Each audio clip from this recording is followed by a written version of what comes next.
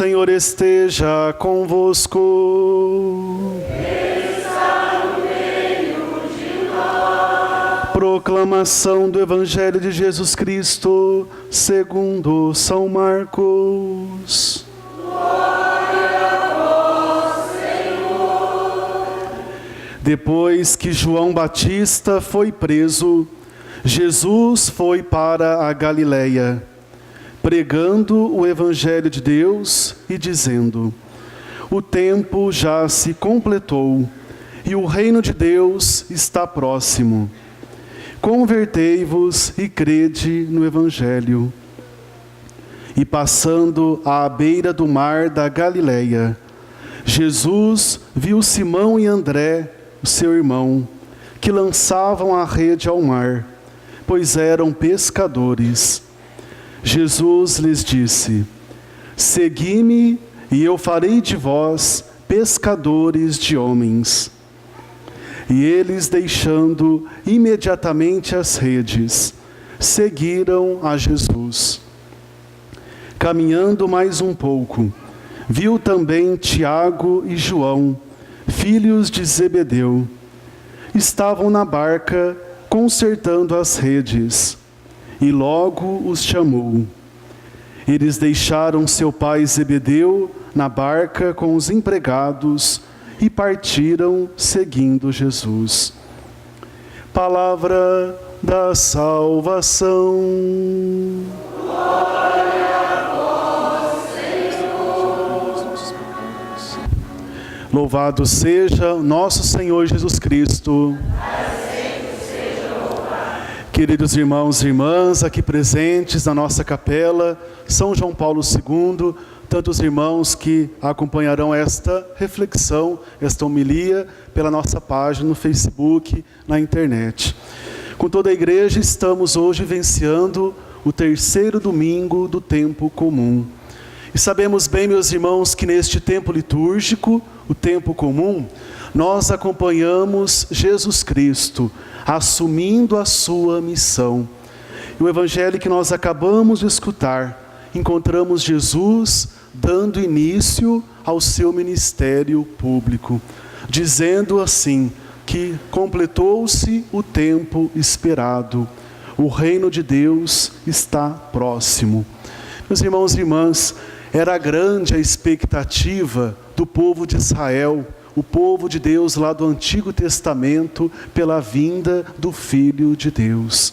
Jesus Cristo é o Messias tão esperado, tão desejado pelo povo de Israel.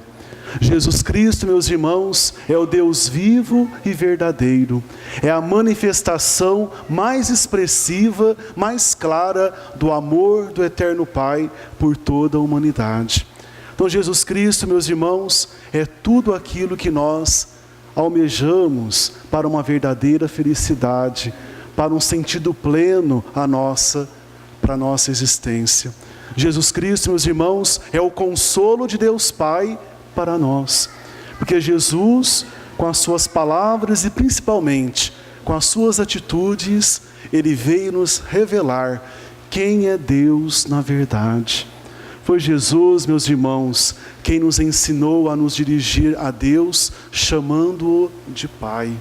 Então vejam que maravilha e que coisa bonita, Jesus Cristo veio plantar entre nós o reino dos céus. Mas, meus irmãos, o reino dos céus, muito mais do que um lugar, o reino dos céus é uma pessoa. Jesus Cristo é a expressão do reino dos céus. Reino dos céus é alegria, é paz, é justiça. É uma expressão que São Paulo Apóstolo vai utilizar numa de suas cartas, quando ele fala: o que é o reino dos céus? O reino dos céus é paz, é alegria, é justiça. Então, meus irmãos, a nossa alma anseia por Deus. Quando nós descobrimos Cristo na nossa vida, fazemos essa experiência de satisfação, de plena realização, porque Jesus Cristo é aquilo que nós mais precisamos para a nossa vida.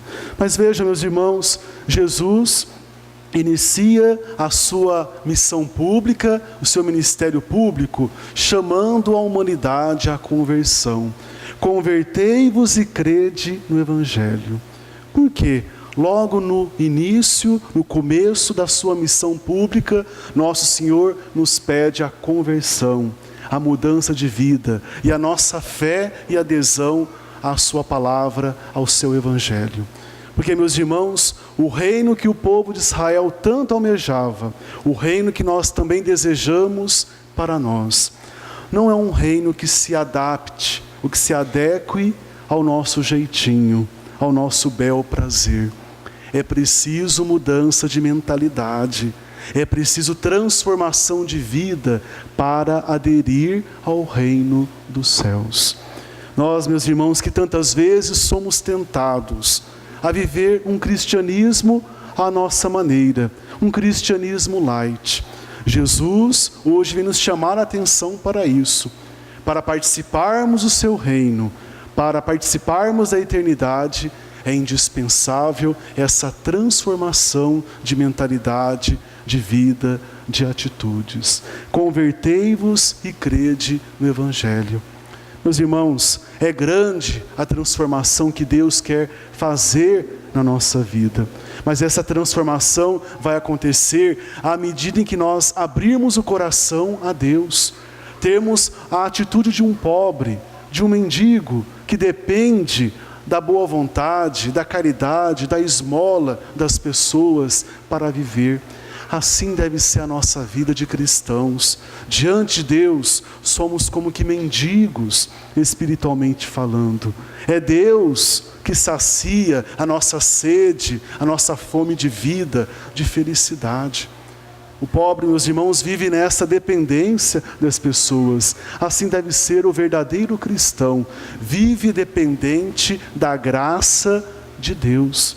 A conversão, meus irmãos, que deve acontecer não apenas nos momentos fortes da igreja, como o tempo do advento e o tempo da quaresma, que alguns dias nós vamos iniciar. A conversão, na verdade, deve ser uma meta de todos nós. Cada dia que Deus nos permite viver, despertar, é uma nova graça que Ele nos concede para uma sincera conversão a Ele. E a conversão, meus irmãos, não é fruto simplesmente do nosso esforço. Não. Acima de tudo, a conversão é dom de Deus.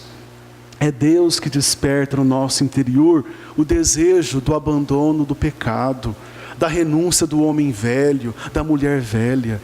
Não, meus irmãos, nós não conseguiríamos viver a santidade por muito tempo, por muitos dias, pautando em nossas próprias forças. Não conseguiríamos. Porque nós nascemos, chegamos a este mundo herdando o pecado original. O pecado dos nossos antigos pais, Adão e Eva, que foram tentados à desobediência a Deus.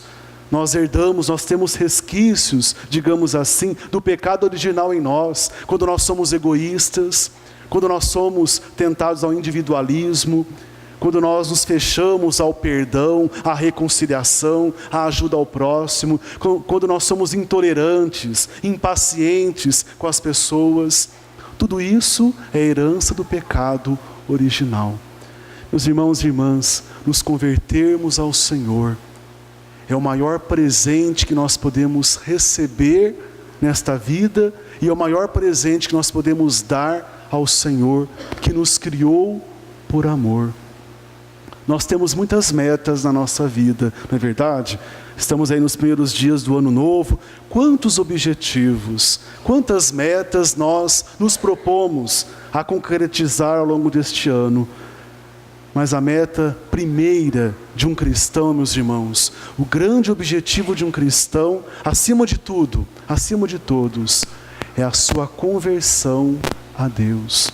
Esse, meus irmãos, é o maior e o melhor investimento da nossa vida. Investir na nossa conversão, na nossa mudança de vida. Coloquemos então na nossa meta este dom da conversão, suplicando ao Senhor cada dia que nos conceda esta graça mesmo, de uma sincera, de uma verdadeira transformação, de acordo com a vontade dEle. Porque aquilo que eu dizia agora há pouco, a nossa tentação é adequar Deus à nossa vontade. Deus tem que seguir os nossos caprichos. Tantas vezes é esse tipo de cristianismo que nós buscamos. Porém, meus irmãos, a verdadeira conversão é aquela na qual nós nos abandonamos nos braços de Deus e deixamos e permitimos que a palavra do Senhor oriente os nossos passos neste mundo. Meus irmãos, o maior acontecimento da nossa vida é a transformação do nosso coração. Será que realmente já tivemos uma grande conversão na nossa vida?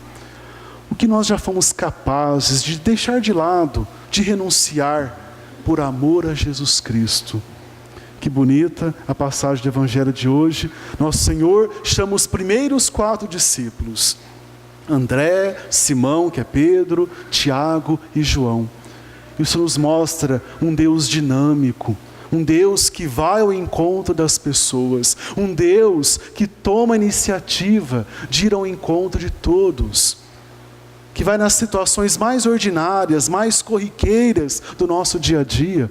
Os discípulos estavam na lida, estavam trabalhando, estavam na pescaria, e de repente nosso Senhor passa por eles. Eles fazem um chamado: vem e segue-me. E eles imediatamente largaram tudo e foram atrás do Senhor, passaram a seguir Jesus. Este ato, meus irmãos, essa atitude de largar a rede, significa deixar de lado o nosso homem velho. É a conversão. Permitirmos que Deus realmente seja o tudo na nossa vida.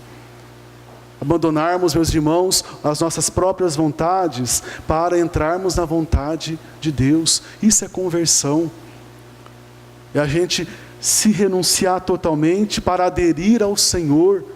São Jerônimo, meus irmãos, comentando esta passagem do Evangelho, vai dizer assim, que a verdadeira fé cristã não tem hesitações, não coloca obstáculos.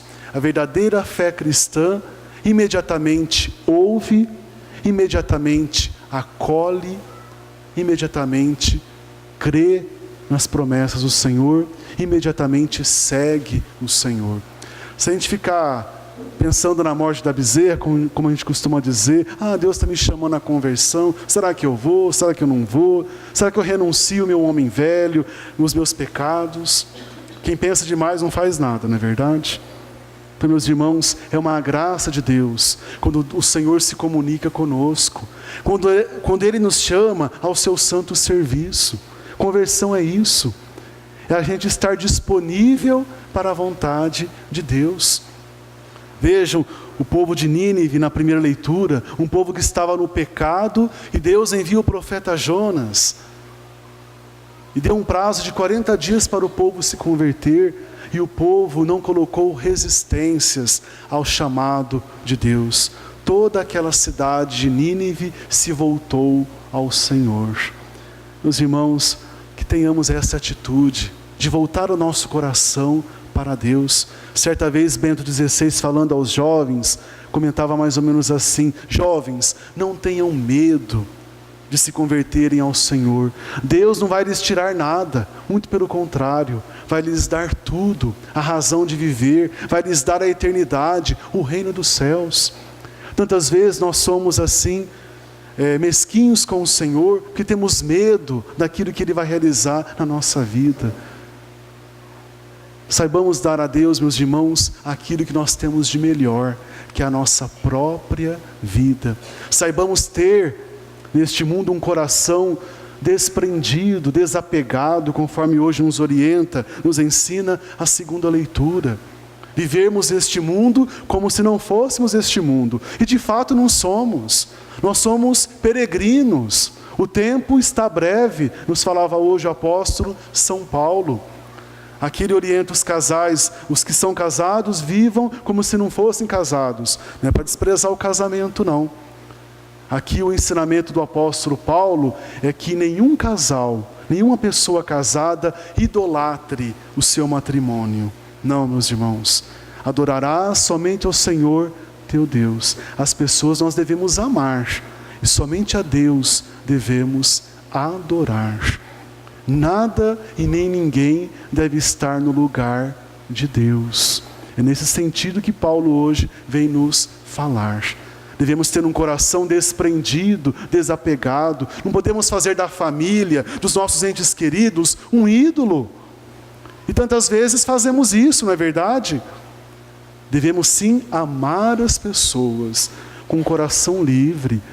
Ninguém é dono de ninguém não, meus irmãos. E tantas vezes qual é a nossa tendência de aprisionar as pessoas? Quantos relacionamentos imaturos, infantilizados, em que amigos se aprisionam afetivamente, ou namorados, casais de noivos, casais casados há muitos anos.